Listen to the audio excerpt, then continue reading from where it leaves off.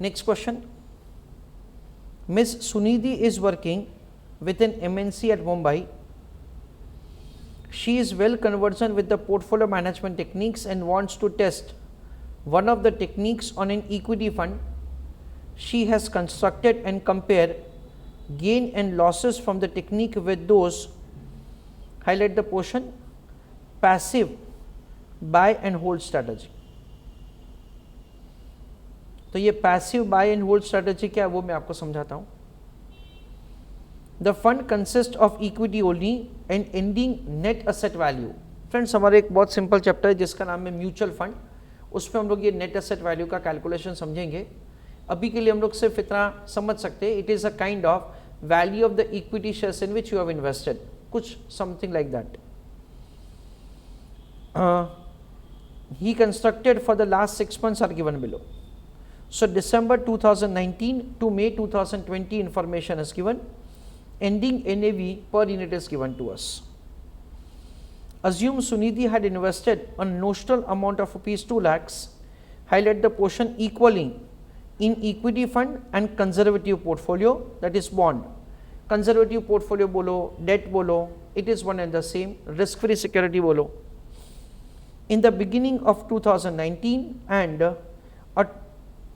the total portfolio was being rebalanced, यानी reshuffle किया जाएगा, चर्न किया जाएगा. Each time the NAV of the fund increased or decreased by 15%. You are required to determine value of the portfolio for each level of the NAV following the constant ratio plan. तो ये constant ratio plan क्या है वो भी मैं आपको समझाता हूँ. I request all of you to just go through the question, फिर हम लोग डिस्कस करते हैं कि कैसे करने का. Just go through the question. Now friends, ये क्वेश्चन में 2 क्वेश्चंस पूछे हैं. एक हमको ऐसा दे रखा है बाय एंड होल्ड स्ट्रेटजी. उसका मतलब क्या है, उसका कैलकुलेशन कैसे होगा वो मैं आपको समझाता हूँ. और दूसरा हमको डिटेल में दे रखा है कांस्टेंट रेशियो प्लान.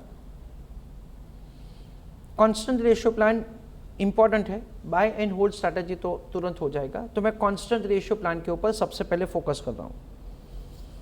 2 लाख रुपए का इन्वेस्टमेंट इन्वेस्टर करना चाहते हैं और इंफॉर्मेशन ऐसा दे रखा है कि उनको ऐसा करना है that say she wants to invest equally in equity and date.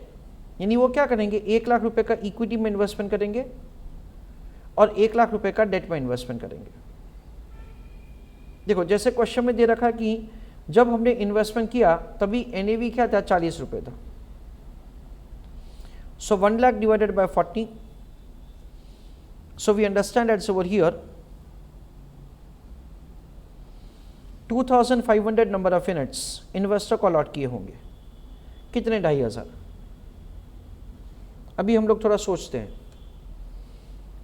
कि as per the given information investor को क्या करना है, ये रेशियो कांस्टेंट रखना है.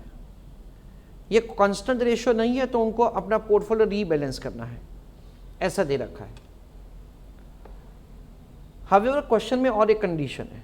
क्या, ये रीबैलेंसिंग वो तभी ही करेंगे जब percentage change in NAV is exceeding 15% either on the positive side or on the negative side. यानी हमको क्या करने का, हमको ये कैलकुलेट करने का दैट से ये जो परसेंटेज चेंज है दिसंबर से जनवरी का, क्या वो 15% से ज़्यादा या कम है. अगर वो 15% से ज़्यादा है तो हम लोग हमारा पोर्टफोलियो जो है उसको रीबैलेंस करेंगे. यानी क्या, वो उसको वापस 50-50 लेके आएंगे. अगर नहीं तो हमको उसको रीबैलेंस नहीं करना है. See, I give you explanation like this. देखो NAV 25 हो गया 40 में से. सो 25 माइनस 40, 15 रुपए का रिडक्शन है over 40. So there is a reduction by 37.5%. तो देखो यहाँ पे मैं लिख रहा हूँ 37.5%. क्या 37.5% 15% से ज़्यादा है? हाँ ज़्यादा है. यानी क्या करने का, हमको जनवरी में हमारा पोर्टफोलियो रीशफल करने का. कैसे करेंगे सर, वो मैं आपको समझाता हूँ. देखो जैसे कि हमको क्या चाहिए, हमको 50-50% इन्वेस्टमेंट चाहिए। Listen carefully, equity and debt, हमने इनिशियली जब इन्वेस्टमेंट किया तो हमको इसका 2500 नंबर ऑफ यूनिट्स मिला था and that amount to 1 lakh, और ये भी 1 लाख, सो टोटल क्या है 2 लाख। नाउ ये परसेंटेज चेंज क्या है 15% से ज़्यादा है, इसलिए पोर्टफोलियो को हम लोग रीशफल करेंगे। कैसे? उसके लिए सबसे पहले हमारे एनएवी पर यूनिट कितना है 25, नंबर ऑफ यूनिट्स कितना है 2500, सो वी अंडरस्टैंड एट से 25 इंटू 2500 जो हमको इनिशियली अलॉट हुए थे, यानी हमारा इक्विटी शेयर्स का वैल्यू होगा 62,500, डेट के वैल्यू में कोई भी चेंज नहीं होगा, तो ये क्या हो गया, ये वैल्यू हो गया बिफोर रीशफलिंग, डिवाइडेड बाय 2 करेंगे, यानी क्या हो जाएगा 81250, 81250। इसका मतलब ये है कि 1 लाख माइनस 81250, 18,750 रुपीज़ का हम लोग डेट टू इक्विटी ट्रांसफर करेंगे। That is what say we will do से at the end of the January. This is what say we understand. Again friends, हमको क्या करने का, हमको ये देखने का जनवरी टू फरवरी क्या हो रहा है। यूज अ कैलकुलेटर, 36 माइनस 25 यानी 11 रुपये का इंक्रीज है, डिवाइडेड बाय 25 इंटू 100 यानी कितना हुआ, ये 44% का चेंज है। 44% का चेंज क्या 15% से ज़्यादा है? हाँ ज़्यादा है। सो हम लोग क्या करेंगे, पोर्टफोलियो को वापस रीशफल करेंगे। So we understand like this, एकदम अच्छी तरह से समझिए। ये जो 81250 था डिवाइडेड बाय 25,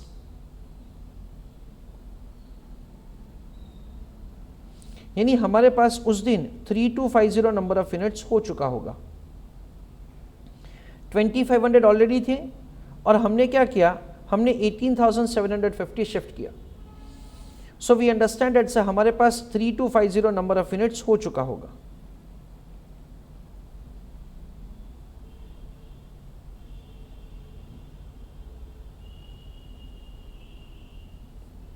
नाउ ये 3250 इंटू 36 यानी कितना होगा 1,17,000। वो क्या हो गया, इक्विटी का वैल्यू हो गया, प्लस 81250, सो ये क्या हो गया 198,250। तो वापस ये total value of the portfolio हो गया, डिवाइडेड बाय 2 यानी क्या होगा 912,99125, 99125। So what happens at say we are required to say increase the debt investment, we will reduce the equity investment. So 1,17,000 minus 99125 कितना आया 17,875 डिवाइडेड बाय 36, ये 36 यानी क्या करेंगे 496.52 नंबर ऑफ यूनिट्स रिडीम करेंगे और वो पैसा हम लोग डेट में इन्वेस्टमेंट करेंगे। That is the way we will be having say the revised say the reshuffling of the portfolio. So 99125 divided by 36 हमारे पास है ना, ये 3250 से 2753.47 नंबर ऑफ यूनिट्स हो जाएंगे। This is what we are required to do every time. कहीं पे भी 15% से ज़्यादा, I'm sorry 15% से कम से चेंज है पॉजिटिव साइड या नेगेटिव साइड, तो हमको पोर्टफोलियो को रीशफल करना नहीं है। This is what we understand is the constant ratio plan. तो कांस्टेंट रेशियो प्लान में 50-50 क्यों, उसका कोई रीज़न नहीं है, that is required to be decided subjectively. आपका रिस्क बेरिंग कैपेसिटी ज़्यादा है तो आप इक्विटी पे ज़्यादा रखोगे, आपका रिस्क बेरिंग कैपेसिटी कम है तो इक्विटी में कम रखोगे। दूसरा, क्यों मंथली हम लोग रीशफल कर रहे हैं, अगेन उसका कोई रीज़न नहीं है, that you have to decide subjectively. क्यों 15% का हमने एक लिमिट रखा है, again that is suppose to be decided subjectively. Usually हम लोग ऐसा समझ सकते हैं कि investor is not concern with से very small fluctuations, he is concern with से the major fluctuation. That is the reason से उन्होंने एक 15% का टाइम लिमिट रखा हुआ है। तो यहाँ पे फ्रेंड्स मैं सबसे पहले एक ऐसा वर्किंग नोट बनाना चाहता हूँ कि जिसमें हम लोग percentage change in NAV calculate करेंगे। तो हमको ये आइडिया आ जाएगा कि हमको कौन कौन से मंथ में हमें हमारा पोर्टफोलियो रीशफल करना है। That is the way we are going to start with the answer. चलो हेडिंग आप लोग लिखिए friends, constant the ratio plan. फिर मैं इसका नोट भी लिखवाता हूं आपको।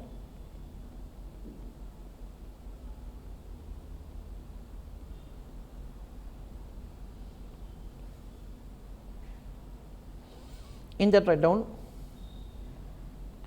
Working note number 1, calculation of percentage change in net asset value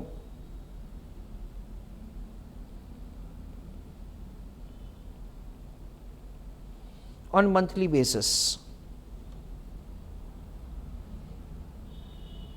It is 40, 25, 36, 32, 38 and 37. So percentage change का कैलकुलेशन कैसे करेंगे? 25 minus 40 upon 40 into 100।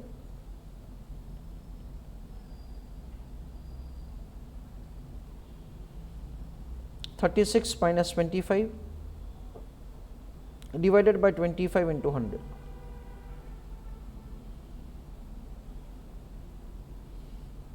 $32 minus 36 divided by 36 into 100.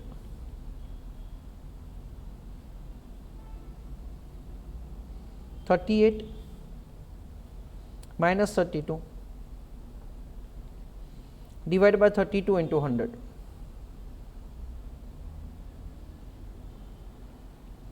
$37 minus 38 divided by 38 into 100. That is the way the percentage change in the NAV is calculated on monthly basis. So 25 minus 40 divided by 40 into 100, so negative 37.5%. 36 minus 25 upon 25 into 100, 44% positive. 32 minus 36, negative 4 divided by 36 into 100, 11.11% negative. 38 minus 32, 6 divided by 32, that is 18.75% positive. 37 minus 38, so 1 negative upon 38 into 100, so negative 2.63%. That is the way we will be having say the percentage change in the NAV on monthly basis. तो हम लोग ऐसा समझ सकते हैं कि जनवरी में हमको हमारा पोर्टफोलियो रीशफल करना है, फरवरी में करना है और अप्रैल में करना है.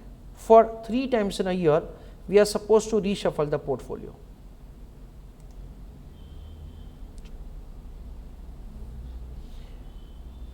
Read an answer. Calculation of value of portfolio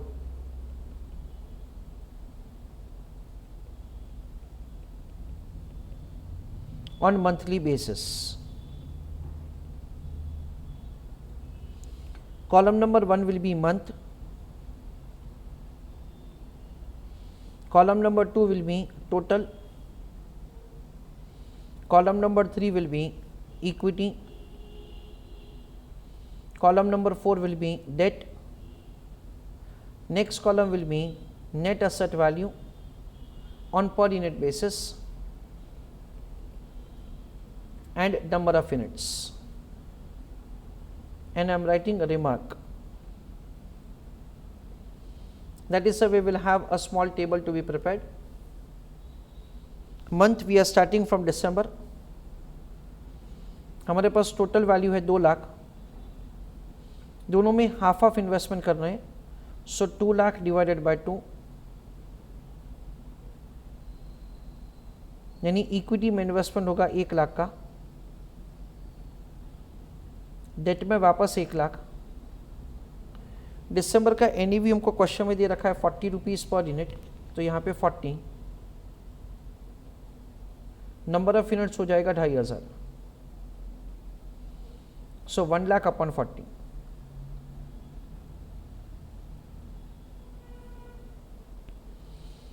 this is what we understand at से we have to start with.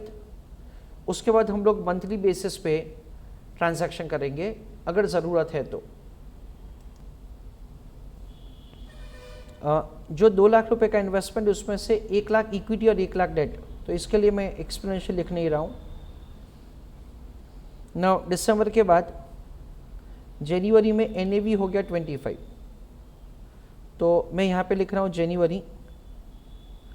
We know that से जनवरी मंथ में हमको रीशफल करना है, इसलिए मैं यहाँ पे लिख रहा हूँ before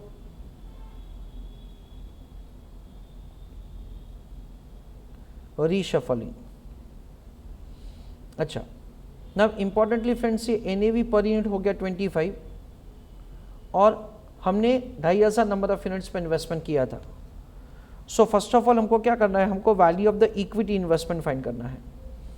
so 2500 number of units into 25, यानी ये हमारा हो जाता है 62,500।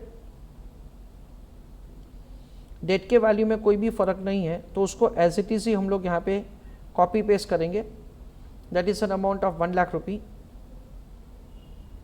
ये 1 लाख में हम लोग 62,500 ऐड करेंगे एंड दिस विल बी 1,62,500। तो ऐसा हमने सिर्फ लिखा है before reshuffling. We know that say जो भी हमारा वैल्यू ऑफ द इन्वेस्टमेंट है उसमें दैट इज एनएवी जो है उसमें 15% से ज़्यादा का चेंज है, कोई भी साइड चेंज हो, इसलिए हम लोग क्या करेंगे, वापस उसको अभी रीशफल करेंगे। जनवरी मंथ हम लोग लिखेंगे आफ्टर रीशफलिंग, तो इट इज़ 162,500 डिवाइडेड बाय 2, यानी 81,250 और ये वापस 81,250, ये 25 रुपये का एनएवी, तो ये हो जाएगा 3250। यानी लॉजिकली हम लोग क्या समझते हैं, हम लोग ऐसा समझते हैं कि जो हमारा इक्विटी का इन्वेस्टमेंट है ना, इक्विटी का इन्वेस्टमेंट वो 62,500 से हमने 81,250 कर दिया। यानी क्या किया, 18,750 का एक्स्ट्रा इन्वेस्टमेंट हमने इक्विटी में किया, withdrawing that amount from the debt. तो यहाँ पे मैं रिमार्क में लिख रहा हूँ लेट अस से 1 एंड से आई एम राइटिंग दैट से 1 का मतलब क्या है, 1 मीन्स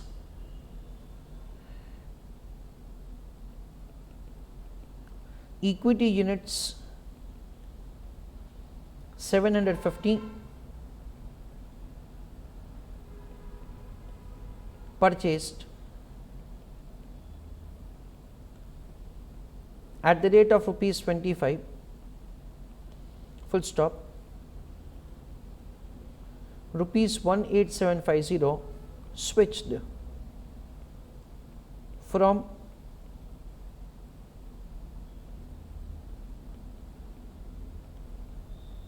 डेट टू इक्विटी,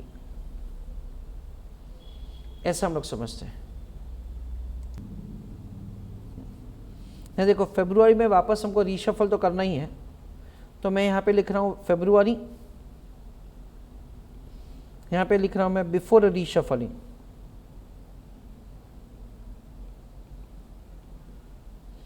अच्छा, उसमें हम लोग क्या करेंगे फ्रेंड्स, सबसे पहले लिखेंगे NAV per unit. NAV per unit कितना, 36, तो यहाँ पे हम लोग लिखेंगे 36 रुपीज़ पर यूनिट। अच्छा, फिर सबसे पहले हम लोग इक्विटी का वैल्यू लिखेंगे, it is 3250 into 36 rupees. That comes to 1,17,000.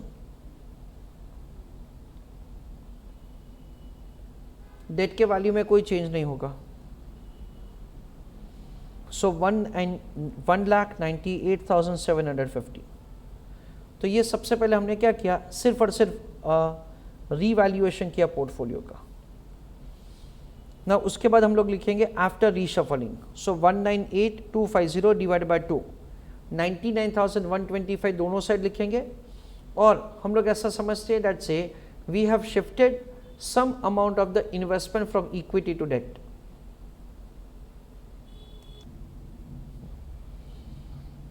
Sorry friends, 198,250.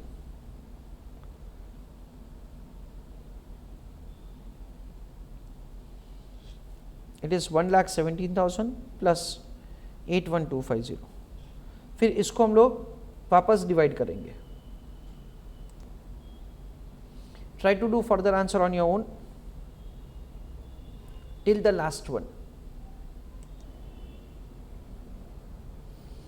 Now February month, in that after reshuffling,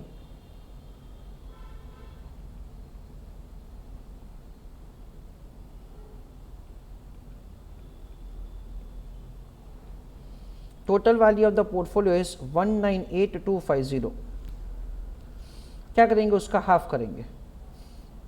198,250 divided by 2, that is 99,125.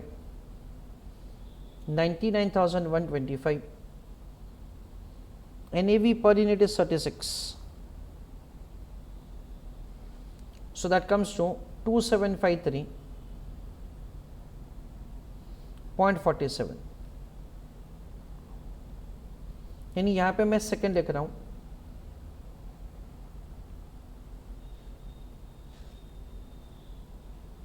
$3,250 minus 2,753.47 यानी क्या हुआ, 496.53. 3,250 minus 2,753.47 units will be redeemed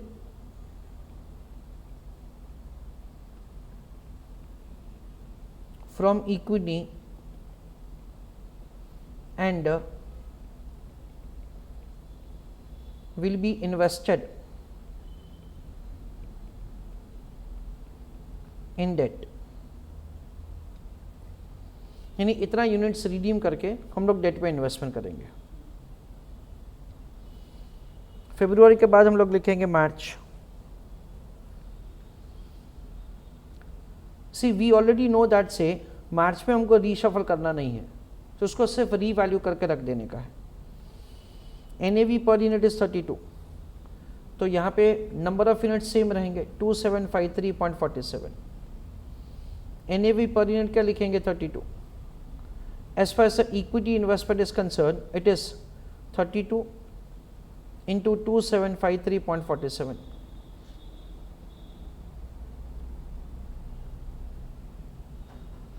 That comes to 88,111.04. This is not going to change. तो उन दोनों का add करेंगे. It is 1,87,233.04. यहाँ पे कोई भी हमको ट्रांजैक्शन करना नहीं है, क्योंकि जो percentage change in the NAV जो है वो 15% से कम है.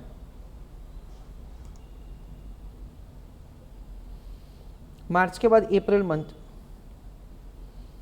मंथ का हमको रीशफल करना है.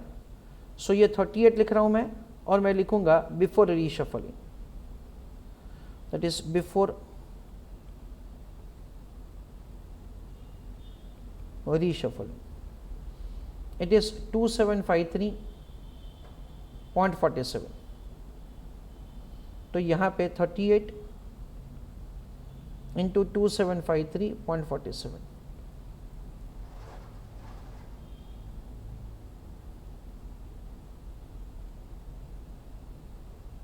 that comes to 1,04,631.86. डेट की वैल्यू में कोई भी चेंज नहीं होगा, 99,125.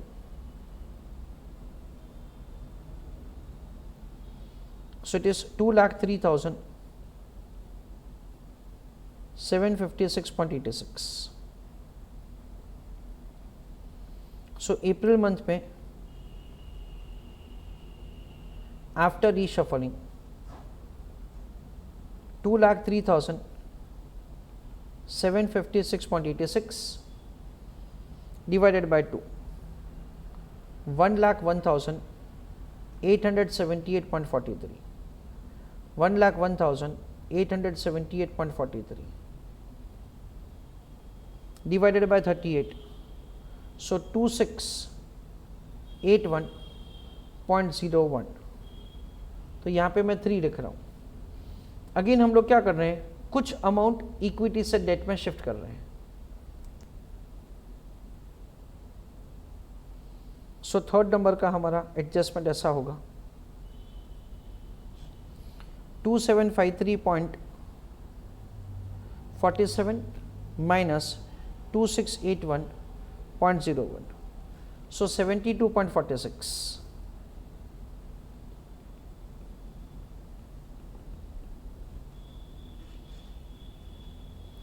कैसे आया, 2753.47 minus 2681.01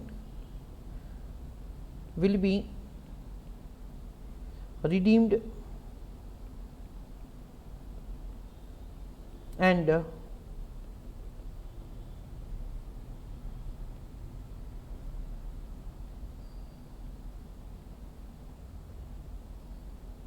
will be redeemed from equity, comma, rupees 101,878.43 minus 99,125. 2753.43 will be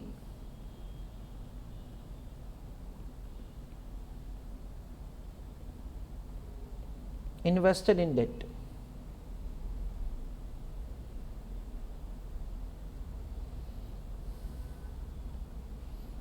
अप्रैल के बाद मई में कोई भी रीशफलिंग नहीं है, so I am writing 37 rupees per unit for doing answer. This is 37, this is 2681.01, 37 into 2681.01.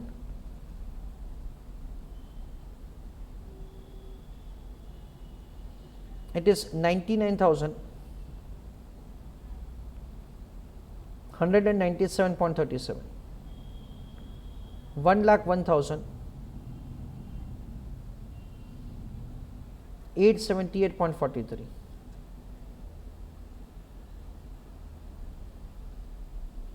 So 2,01,075.8. यहाँ पे कोई भी पोर्टफोलियो रीशफल करने का ज़रूरत नहीं है, क्योंकि परसेंटेज चेंज जो है वो 15% से नीचे है. तो ये कांस्टेंट रेशियो प्लान फॉलो करेंगे तो हमारा वैल्यू ऑफ द इन्वेस्टमेंट कितना हो गया, 201,075.8. That is what we understand,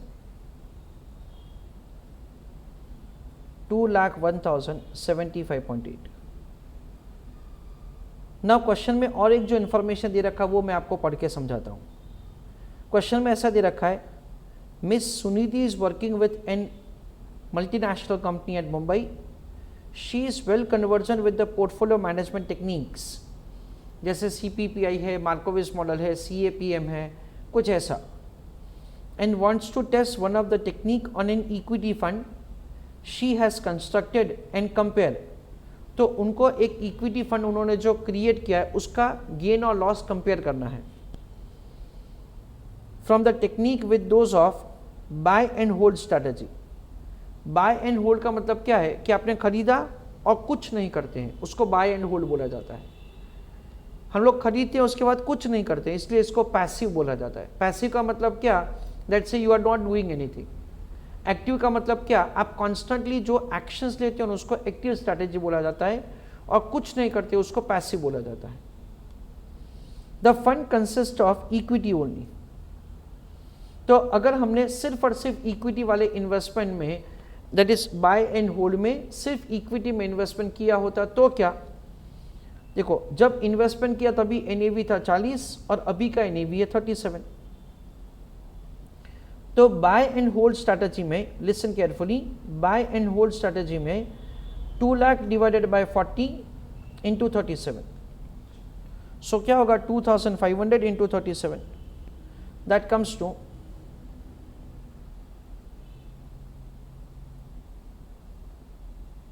1,85,000। यानी सिर्फ अगर आपने बाय एंड होल्ड किया होता तो आपका वैल्यू ऑफ द पोर्टफोलियो क्या होता, 1,85,000। That is what say we are required to answer over here, and that is what say the comparison that say you make say with constant ratio plan. यहाँ पे constant ratio plan तो हमने अच्छी तरह से समझा। Assume Suniti had invested a notional amount of 2 lakhs equally, इसलिए हमने 50-50 लिया in equity fund and conservative portfolio, यानी डेट इक्विटी में, in the beginning of 2019, and the total portfolio was rebalance. Rebalance का मतलब है उसको चर्न करेंगे। Each time NAV of the fund increase और डिक्रीज, यानी इट इज चेंजिंग बाय 15%। तो 15% से ज़्यादा चेंज नहीं है तो उसको हम लोग चेंज नहीं करेंगे।